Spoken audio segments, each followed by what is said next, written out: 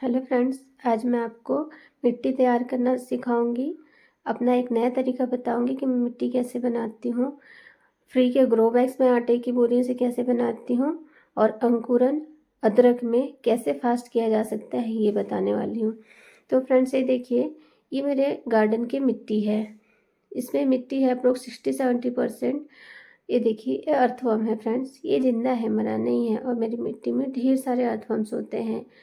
इसी की वजह से मेरी मिट्टी ज़्यादा फर्टाइल होती है। ये देखिए, ये है सरसों खली, हल्दी है 2 मुट्ठी करीब सरसों खली, 2 मुट्ठी नीम खली है, 2 चम्मच के करीब हल्दी है।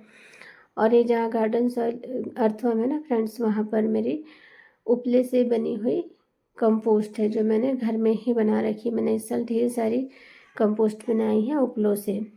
तो फ्रेंड्स, वो कंपोस्ट मैंने ले रखी 25 से 30%। अब इतना ही क्यों मैंने ले रखा है, क्योंकि जो मिट्टी है ना फ्रेंड्स, ये मिट्टी मेरे गार्डन की मिट्टी तो है, पर ये मिट्टी तैयार हुई थी बेलों से। मैंने इसमें पुरानी बेलें, पुराने भाजी के पौधे और भी जो भी गार्डन वेस्ट निकला था, इन सब को अप्रोक्स मैंने 80% भरा था। उसमें लगभग 20% मिट्टी थी। तो इस तरह से मेरी ये मिट्टी तैयार थी।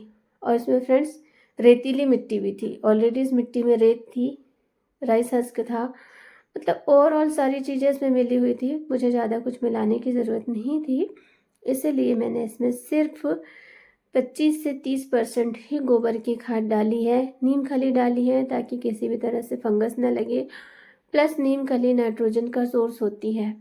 ये देखिए ग्रो बैग बनाने का तरीका। मैंने आटे की बोरी के कॉर्नर्स में 3-3 स्टेपलर्स लगा दिए हैं।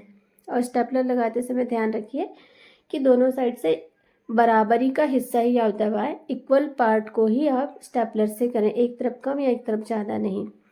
उसके बाद देखिए फ्रेंड्स, इस तरह से आपको इसको उल्टा कर लेना है।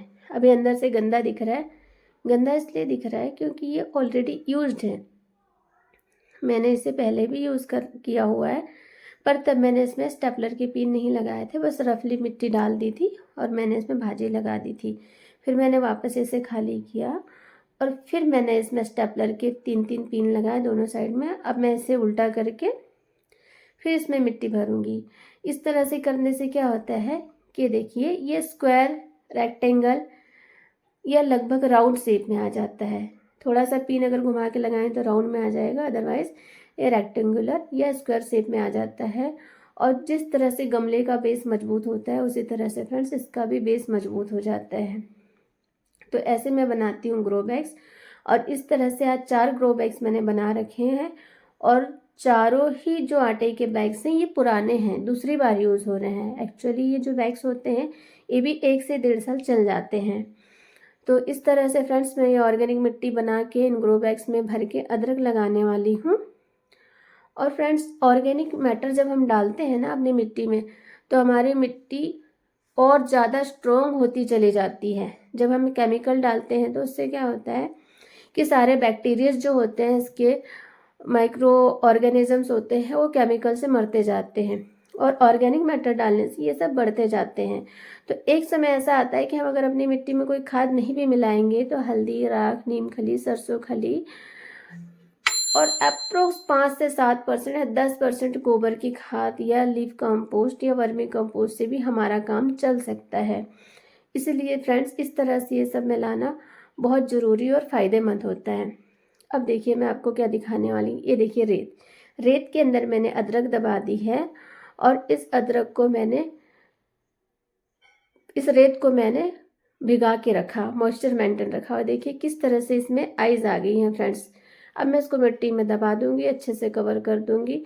और ये 6 से 8 महीने में अदरक मुझे रेडी मिलेगी हार्वेस्टिंग के लिए।